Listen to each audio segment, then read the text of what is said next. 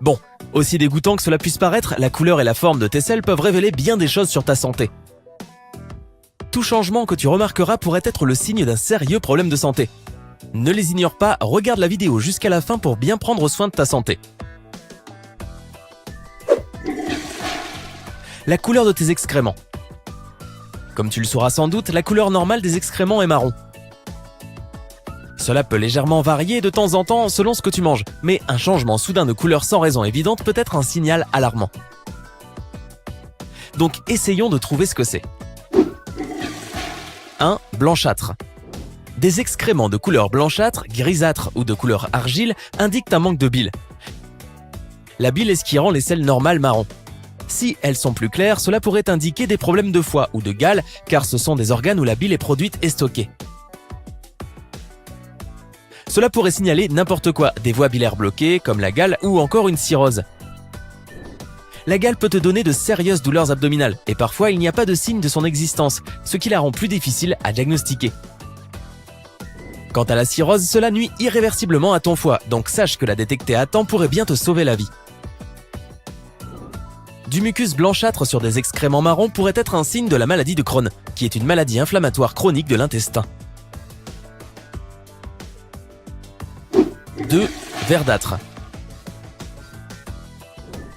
Tu es un fan d'épinards, de choux et de brocolis? Ou peut-être que ton alimentation inclut des avocats, des concombres, des courgettes, kiwis et autres légumes et fruits verts.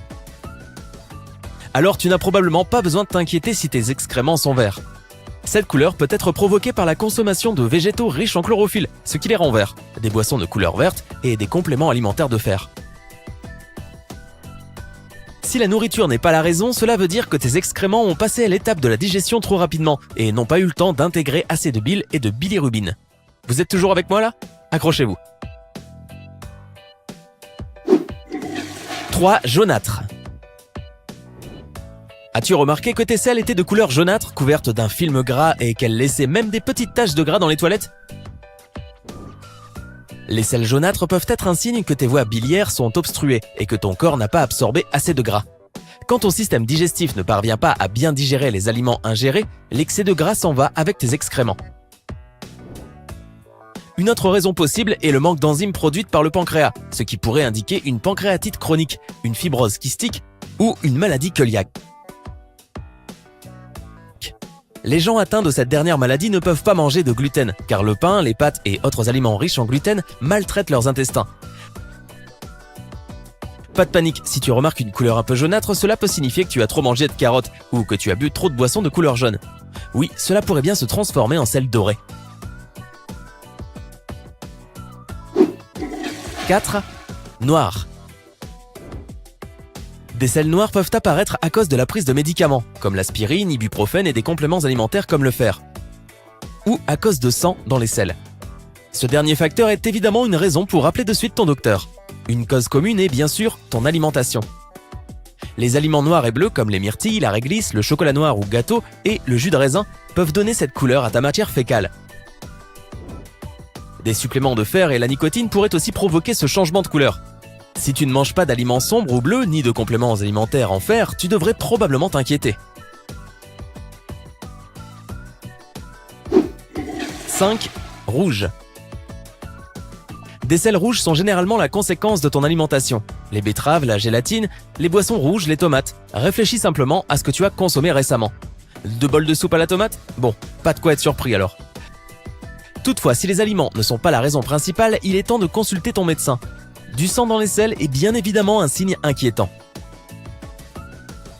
Cela pourrait être une fissure anale ou quelque chose de plus sérieux encore, comme des hémorroïdes, une rectocolite hémorragique ou même un cancer. Oui, le mot que personne n'aime entendre. Avant de vraiment t'inquiéter, prends note que le cancer des intestins présente normalement d'autres symptômes également, comme la perte de poids, la fatigue extrême, le manque de souffle et l'envie d'aller aux toilettes, alors même que tu en reviens. La forme. Si tu ne crois toujours pas que regarder tes selles est une chose tout à fait normale, certaines recherches scientifiques pourraient te convaincre. Pour différencier les types de selles et pour rester en bonne santé, les scientifiques de l'infirmerie royale de Bristol ont créé la charte des excréments de Bristol. Waouh! Essaie un peu de dire ça 5 fois à toute vitesse. Cela décrit 7 types de matières fécales et ce qu'elles te révèlent de ta santé. 1. Si tes excréments ressemblent à des petites noix très dures ou à des selles de chèvre, c'est sûrement le signe d'une constipation sévère. Cela veut dire que ton corps manque de fibres. Pour remédier à cela, essaie de consommer des produits riches en fibres, comme des fruits frais, des légumes, des céréales, des noix, des graines, des pâtes complètes, des haricots et des lentilles. Selon l'association américaine de diététique, les Américains mangent 0,014 kg de fibres par jour, ce qui est bien moindre en comparaison avec ce dont on a besoin. La somme idéale serait au moins 2 fois plus par jour pour les femmes de moins de 51 ans, contre 0,036 kg par jour pour les hommes du même âge. De plus, si tu te sens constipé, n'oublie pas les laxatifs naturels, les pruneaux. Les prunes séchées ont suffisamment de sorbitol pour obtenir l'effet désiré.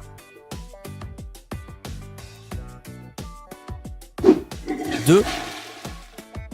Des matières fécales en forme de saucisse, longues et un peu grumeleuses, indiquent une constipation. Là encore, on obtient ce genre de sel à cause d'un manque de fibres, mais des facteurs qui n'ont rien à voir avec l'alimentation peuvent inclure la prise sur le long terme de médicaments antidiarrhéiques ou le manque d'activité physique. Le conseil que l'on pourrait te donner serait de manger plus de fruits et de légumes et de faire du sport. Cela t'aidera à combattre la constipation car ton corps aura besoin de moins de temps pour que les aliments circulent tout le long de ton gros intestin. Les exercices aérobiques comme la course, le jogging ou la natation font également battre ton cœur plus vite. Tu respires donc plus vite, ce qui veut dire que les muscles engagés dans le processus de digestion se contracteront mieux et ils le feront naturellement. Ne t'entraîne pas de suite après un gros repas cependant. Attends au moins 1 heure pour éviter les ballonnements et l'excès de gaz. Les étirements, certaines positions de yoga ou même marcher au moins 15 minutes par jour peuvent faciliter la digestion. 3. Si tes selles sont en forme de saucisse fissurée, pas besoin de t'inquiéter. Ce sont des matières fécales, tout ce qu'il y a de plus normal. Tout va très bien pour toi. N'oublie pas de marcher et de boire beaucoup d'eau. Étant donné que la constipation est reliée à la déshydratation du côlon, tu dois t'assurer que tu bois suffisamment d'eau.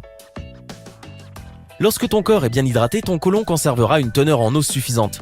Cela rendra le passage des selles plus simple et elles seront plus liquides. Juste ce dont tu as besoin. 4. Si tu fais partie de ceux dont les selles sont souples, en forme de saucisse et lisses, félicitations. Tes excréments sont aussi parfaits qu'une selle. Essaie de maintenir une alimentation équilibrée et d'éviter les situations stressantes pour garder la situation telle qu'elle est. Nous connaissons tous cette affreuse sensation de ne pas pouvoir se laisser aller durant la pause de la réunion de travail, ou durant un examen ou encore pendant une réunion de famille. Mais faire abstraction de l'envie d'aller aux toilettes n'est pas bon du tout car si tu te retiens 1 fois, 2 fois, 3 fois, la constipation pourrait bien devenir permanente. Donc afin de ne pas te constiper, essaie d'éviter le stress et de rester en forme. 5. Des morceaux mous avec des angles nets sont le signe d'une diarrhée légère. Cela pourrait également signifier que tu souffres du syndrome du côlon irritable. Aussi appelé SCI, c'est une condition physique chronique qui nécessite un traitement sur le long terme. Les individus souffrant du SCI peuvent normalement le contrôler grâce à une alimentation et un mode de vie sain.